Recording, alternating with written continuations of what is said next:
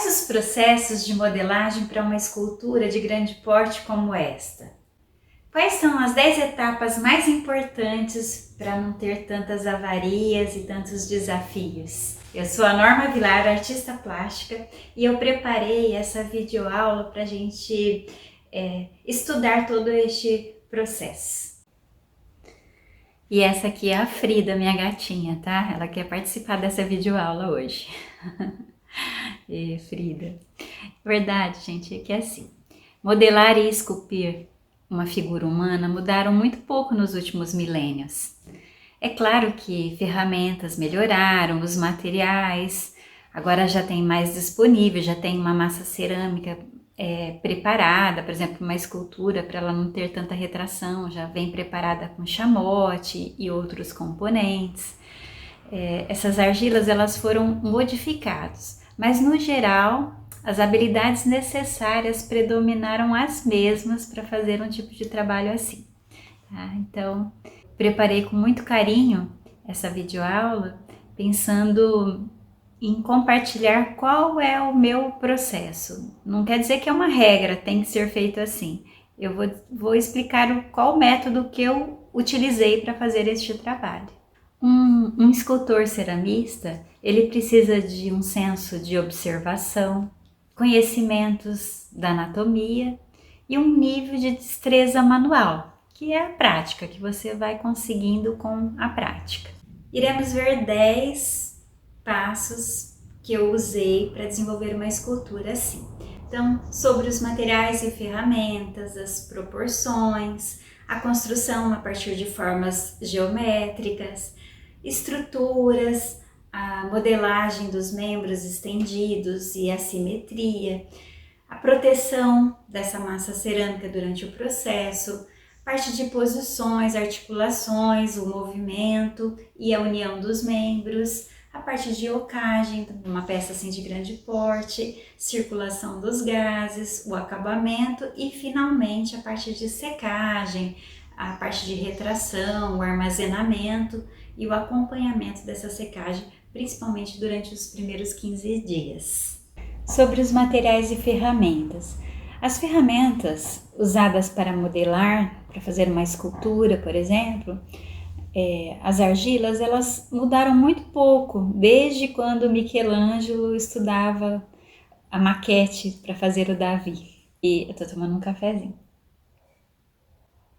Algumas ferramentas, como as espátulas de madeiras, as estecas com pontas aramadas, você encontra em qualquer loja de material que vende produtos de arte. Por exemplo, aqui eu tenho uma espátula de madeira, que eu uso bastante, ele dá muita força na hora de puxar a massa cerâmica, e as estecas com as extremidades de arame que eu comentei, seria assim, né? Existem vários modelos aqui, você pode até improvisar usando um clipes, você pode criar as suas próprias ferramentas. Palitinhos, eu tenho um amigo, Sérgio Mota, ele é escultor também, ele só usa palito. E a minha ferramenta predileta, as mãos, é o que eu mais utilizo. Existe também algumas pinças para você medir as proporções, para pegar uma unidade de medida. Você pode usar também um compasso para isso, principalmente se você usa modelo do natural. Eles são usados então para tirar as medidas do modelo e assim retratá-las com mais precisão nessas diferenças de escalas. As opções de argila. O tipo de argila usada na escultura é uma escolha pessoal. Eu falo argila, mas o correto é massa cerâmica, porque na massa cerâmica ela é composta por 70% de argila, dessa que você tira do barranco, e os outros 30% de outros componentes, para ela ficar mais adequada para o projeto que você vai desenvolver. Então, antes de selecionar o meio para modelar a sua figura, é útil conhecer as opções disponíveis. Eu uso, por exemplo, uma prática que eu acho que funciona muito para mim. Eu vou até o fornecedor, eu falo sobre o tipo de trabalho que eu desenvolvo, o meu estilo de trabalho, e quem formulou, quem preparou aquela massa cerâmica vai indicar qual o produto mais adequado. Eu uso muito a argila da marca Pascoal, que eu encontro na Arte Brasil. Eu utilizo muito a cor marfim, eu gosto do resultado porque eu posso depois esmaltar e sem interferir tanto no resultado do meu esmalte, essa cor. E é bacana também as argilas que contêm o chamote, porque a retração é menor, diminui um pouco a retração, isso para projetos escultóricos agrega bastante. Então eu falei sobre os materiais e as ferramentas básicas que eu utilizo para desenvolver uma escultura. A construção de uma figura, de uma escultura, a partir de formas geométricas, é bem mais fácil e mais familiar, desmistifica dessa forma. Todas as formas básicas da figura, elas são geométricas. A figura, ela pode ser construída a partir das formas geométricas predominantes. Por exemplo, a minha cabeça é um oval, a minha caixa torácica, que é um trapézio, os braços são cilindros, as pernas também.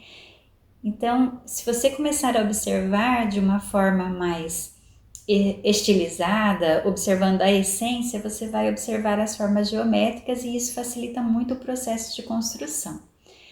Na arte, na escola cubista, surgida no princípio do século XX, as figuras elas eram reduzidas às formas geométricas. Pode observar o Cézanne e o maravilhoso Picasso. Eu gosto tanto do Picasso que eu até tive já um cachorro com o nome de Picasso.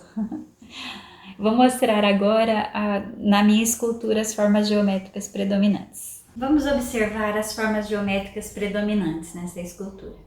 Então a cabeça ela se insere dentro de um oval, a caixa torácica dentro de um trapézio. Virando aqui de costas você vai observar melhor. A parte de baixo também, ela sentada aqui é um trapézio invertido. Os braços e as pernas se inserem dentro de cilindros. Voltando aqui na cabeça, observa que na face você também consegue observar as formas geométricas, tipo o nariz é um triângulo, a boca dentro de uma elipse, os olhos também são elipses. É interessante estudar a cabeça. Quando você começa a fazer o estudo da figura humana em uma escultura, primeira coisa é aprender a cabeça, as proporções corretas da cabeça, porque o restante do corpo é todo proporcional à cabeça. Ele é a nossa unidade de medida. Então, vale a pena você observar qualquer tema que você for desenvolver, quais as formas geométricas predominantes. Aí você constrói essas formas sólidas, maciças, essas formas geométricas, para fazer a construção do seu tema. Então, com essas dicas de construção a partir de formas geométricas, você constrói qualquer tipo de projeto, inclusive uma escultura de uma figura humana. As proporções. Para desenvolver uma escultura dentro das proporções corretas, você pode decidir se você deseja representar uma figura comum, uma figura ideal ou então uma figura heróica. Eu, por exemplo, aqui nessa escultura eu desenvolvi uma escultura mais ideal, que normalmente são 8 cabeças. Para isso a gente faz assim. Então a cabeça é a unidade de medida, tudo vai ser proporcional à cabeça. Isso para qualquer tema, às vezes se você for fazer um animal também você decide qual é a unidade de medida e tudo fica proporcional a ela. Então, por exemplo, a minha cabeça até o mamilo dá 2 cabeças, até o umbigo 3, até aqui no final do pulso, no pubis, 4, até na metade da coxa 5, até o joelho 6, até a metade da panturrilha 7 e até o final 8. Eu fiz aqui um esquema para você observar a proporção. Então aqui é a cabeça, que é a forma geométrica predominante, um oval. Ela até o mamilo, aqui 2, até o umbigo 3, aqui a pubis 4, até metade da perna 5, joelho 6, panturrilha 7 e aqui o final 8. Tem algumas dicas legais também, por exemplo, as mãos, ela é uma boa referência para você observar a proporção, Por exemplo, a minha mão, ela cabe exatamente dentro da minha face. Então, às vezes a gente tem tendência em fazer uma mão um pouco exagerada, grande ou muito pequena, principalmente pequena, porque ela fica distante dos olhos, a gente acha que ela é pequena, mas não é tão pequena assim. Ela é do tamanho de uma face. Então, comece a observar as proporções, decida no seu tema qual vai ser a sua unidade de medida e tudo fica proporcional a ela. Basta você observar quantas vezes aquela unidade de medida cabe dentro daquela parte que você vai fazer. É uma dica bem interessante para você acertar as proporções na hora de fazer uma escultura. Ainda analisando as proporções, eu geralmente faço assim, eu vejo as formas geométricas predominantes, construo em argila, elas maciças normalmente, e eu coloco sobre este esquema, né, que eu faço um desenho. Por exemplo, essa escultura aqui, eu usei este esquema para fazer as proporções corretas. Então eu coloco um plástico sobre esse papel sulfite e faço as formas geométricas predominantes, coloco ali dentro da proporção para depois fazer a construção, a montagem da minha modelagem. Quais são as estruturas mais utilizadas para você desenvolver uma peça cerâmica? Elas podem ser projetadas pelo próprio artista ceramista, o mais simples possível para facilitar a remoção das esculturas antes da queima. Um suporte simples, porém resistente, capaz de suportar o peso da escultura. Então, por exemplo, eu tenho aqui uma estrutura que é uma base de madeira que sobe perpendicular a uma outra haste de madeira e eu utilizo esse tipo de base para fazer a parte da cabeça, porque eu modelo os membros separadamente, depois eu faço a união desses membros, quando eu faço uma escultura principalmente de grande porte. E esta é um tipo de estrutura bem básica mesmo que eu utilizo. Eu costumo trabalhar nas esculturas com os membros estendidos, depois que eu faço as articulações. Então, eu tenho, por exemplo, para fazer uma modelagem de uma perna, né, de uma obra de grande porte, é o mesmo projeto, tá vendo? É muito simples. Eu modelo ela aqui maciça, depois eu faço a remoção, a união, faço a montagem, depois eu faço a ocagem. É mais ou menos esse procedimento. E quando eu desejo a simetria, eu gosto de trabalhar com duas bases. Essa daqui, por exemplo, sabe o que é? Nem é tão resistente, mas eu achei interessante, deu para aproveitar bem. É de utilizar, para quem faz, acho que crochê, tá? Usa para colocar o cone, sabe? Crochê de barbante, enfim. É um suporte de cone. Eu fiz essa adaptação e deu muito certo. Por exemplo, eu quero fazer os dois braços iguais, então eu já modelo os dois aqui. A dica também para você trabalhar a simetria é você pesando a massa cerâmica. Então, para eu conseguir dois braços iguais, eu peso a mesma quantidade de massa cerâmica, eu consigo ajustar melhor a parte de simetria, tem um controle um pouco melhor. É uma dica interessante. Então, sobre a parte de estrutura, de acordo com cada projeto que você vai desenvolver, você tem que pensar nessa estrutura e desenvolver a sua própria estrutura. A proteção da massa cerâmica durante o processo de modelagem de uma escultura. Em regiões extremamente secas, trabalhar com uma argila, a massa cerâmica, pode ser mais difícil, mas não impossível. Você tem que controlar o teor de umidade durante o processo de modelagem. O trabalho ele precisa ser coberto parcialmente para evitar que partes mais finas, como as mãos, a cabeça, os pés, elas percam muita umidade. Eu vou mostrar em uma escultura detalhadamente qual é o processo que eu utilizo. Para controlar a umidade da escultura durante a modelagem, eu faço um sistema assim. Então, a cabeça é a primeira que eu vou modelar, porque tudo é proporcional à cabeça. Então, eu modelo e deixo ela lacrada com um saquinho, fechadinho ali para não secar. Porque depois eu vou unir as partes, eu faço a modelagem das partes separadamente. E as mãos, os pés, eu protejo com um plástico filme. Então, todas as partes eu modelei separadamente, deixei ensacada, depois eu faço a montagem.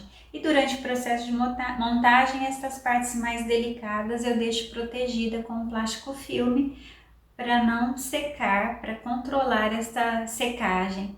Para desenvolver uma peça, para eu definir a parte de posições, articulações, para dar o efeito de movimento na peça, eu faço a modelagem separadamente. Então eu modelo o braço estendido, defino toda a parte de musculatura e depois que eu faço a articulação. A dica é você não dobrar, você corta, você recorta, tira o excesso de massa, articula o movimento do braço, né, define aonde ficou o alto relevo, o baixo relevo, o volume da musculatura, para depois você fazer a união destes membros. Então, sobre a parte de união dos membros, o que eu fiz aqui? Primeiro eu modelei o torso dela completo, depois eu acrescentei a cabeça, fiz a união da cabeça com o pescoço nesse torso, fiz a união das pernas, né, articulei essas pernas, eu modelei separada as mãos, os pés, eu coloquei os braços e encaixei as mãos. Então, toda essa parte de articulação e encaixe é feito após uma pré-modelagem. Depois que eu uni todo, aí eu faço sim o estudo de músculo, eu me aprofundo um pouco mais para conversar aquela articulação, aquele movimento com a posição do meu tema. Qual o processo de ocagem para um projeto escultórico? Uma obra de grande porte. Primeiro eu quero te mostrar minha xícara, olha que linda que eu fiz para tomar um cafezinho. Olha o pires, que massa, adorei. A ocagem é assim, depende do projeto que eu vou fazer. Se eu for fazer um projeto às vezes menor, eu posso até construir a peça oca com um enchimento de jornal, né? Que é uma dica legal, porque eu economizo massa cerâmica, dá super certo também. Mas para projetos grandes, projetos escultóricos, eu prefiro construir a peça maciça e depois dividir essa peça, fazer a ocagem e fazer a união novamente das partes. Funciona muito bem e vale a pena. Tem uma dica importante. A argila, né, a massa cerâmica, ela deve se sentir firme o suficiente para suportar o peso das partes, mas não tão seca que seja difícil cortar essas partes. Então você tem que aprender a ler essa argila. A cavidade da figura, ela começa do topo, né? No caso da figura humana eu começo pela cabeça, e ela vai progredindo lentamente para baixo. Por que isso? Para evitar que o peso acima distorça o restante do projeto com seus pontos de apoio. Então, essa é uma das dicas mais importantes da parte de ocagem de uma escultura de grande porte. Outra dica na ocagem é você manter as espessuras da parede. Procure padronizar estas espessuras da parede, a não ser nos pontos que você precisa de mais estruturação. A circulação dos gases em um projeto escultórico. Quando você constrói a peça, uma peça maciça, faz o processo de ocagem, você precisa pensar que quando vai para o forno, essa peça ela vai movimentar, acontece uma retração dentro do forno durante a queima. E aqueles gases que estão lá, ele precisa ter um ponto de respiro, sabe? Os respiradores, é o ponto de vazão dos gases. Então, todas as cavidades criadas devem se conectar e elas têm que ter um orifício de ventilação para que permita que os gases escapem durante a queima. Então, na ocagem da cabeça, ele tem que se conectar com o pescoço, que se conecta com o torso e com os braços, né, e assim sucessivamente. E tem que ter um ponto de vazão. Se alguma parte do projeto, por exemplo, dependendo da posição, eu coloquei uma escultura, os pés de um jeito que não dá para eu conectar com a perna, os meus pés, ele tem que ter um ponto de saída de gases individual, só para ele. Então eu faço um pontinho separado, individualzinho, e ali é o respirador daquela parte. Então a circulação dos gases do processo de ocagem, da modelagem de uma peça escultórica, que depois eu vou transformar em, depois da modelagem da massa cerâmica, eu transformo em cerâmica. Ela precisa de ter esse cuidado com a circulação dos gases. O acabamento de uma peça escultórica. O processo de refinamento da peça, de acabamento, ele pode ser feito com escovas, com pincéis de cerdas duras, com algumas ferramentas aramadas. Ela pode ser feita com seus dedos ou com esponjas. Você pode fazer esse refinamento com uma argila ainda plástica, você faz um pré-refinamento, com ela no ponto de couro dá para avançar bem, dá para deixar super legal, e até no ponto de osso também, dá para ainda fazer alguns detalhes sem problema, só tomando um pouquinho mais de cuidado. Principalmente se você utilizar uma esponja umedecida para alisar alguns detalhes, vale a pena. Deve-se tomar cuidado para não remover os volumes de um projeto escultórico, os detalhes mais sutis, em busca de uma superfície perfeita, extremamente lisinha, A textura final dessa peça, o efeito final desse acabamento é muito questão de estilo próprio de cada um, o gosto pessoal. Vamos falar agora sobre um ponto top, que é a respeito da secagem, da retração, da argila, do armazenamento e do acompanhamento dessa secagem. É assim, sobre a secagem. Ela precisa ser feita o mais lento possível, principalmente no início da secagem, nos primeiros 15 dias da secagem da escultura. À medida em que a peça perde a umidade, você vai perceber que ela vai mudando de cor. E, de um modo geral, ela costuma ficar mais clara. E nesse processo de perda da umidade, ela costuma diminuir o tamanho, ela vai encolhendo. E essas peças, elas movimentam ao se secar. Então, outra coisa importante é você usar um tecido ou jornal sobre uma superfície plana, onde você coloca a sua peça pronta em cima, que assim você permite a movimentação. Se você colocar ela em cima de um lugar, por exemplo, em cima de um plástico, que ela cola ali naquele plástico, então naquele processo de retração que ela vai encolhendo, ela pode rachar ali naquele ponto. Então esse cuidado na secagem é muito importante. A respeito da retração da massa cerâmica na secagem, dependendo do tipo de argila, de massa cerâmica, acontece um tipo de retração em média de 10, 12, às vezes até 14% de retração. E tem uma dica.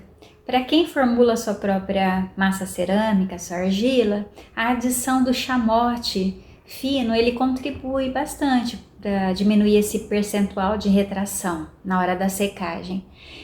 Outros materiais como o quartzo, o feldspato, eles também ajudam a diminuir essa porcentagem de retração. Geralmente se adiciona de 10 a 20% desses outros componentes na massa cerâmica para você conseguir.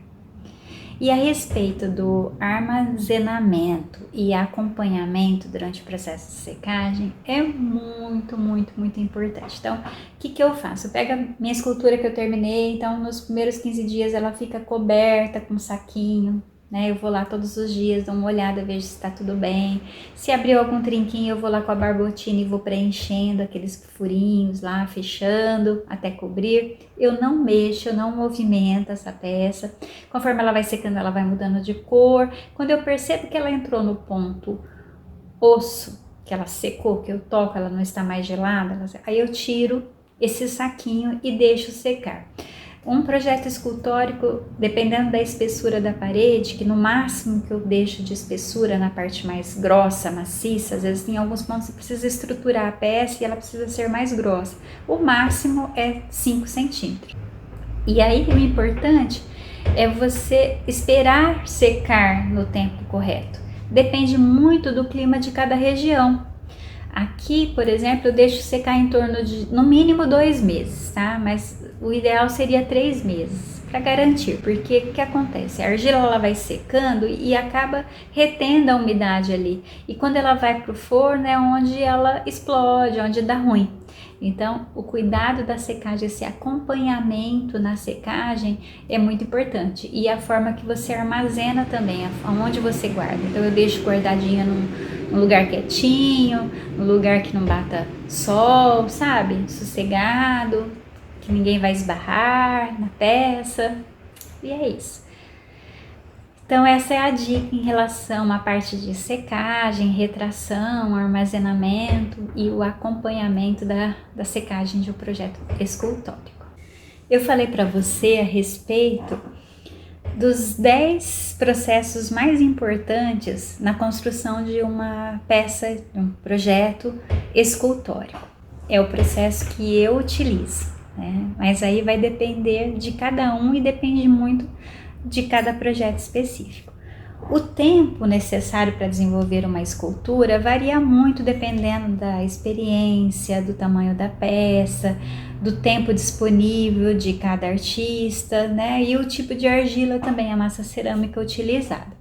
Eu demorei em torno de 15 dias para fazer essa escultura. Então, sempre, tipo assim, parei, não estou mais trabalhando hoje, eu lacro, fecho, protejo minhas peças. Durante o processo eu deixo coberto com pano úmido ou então com plástico filme. Então, tomando esse cuidado, eu demorei em torno de 15 dias.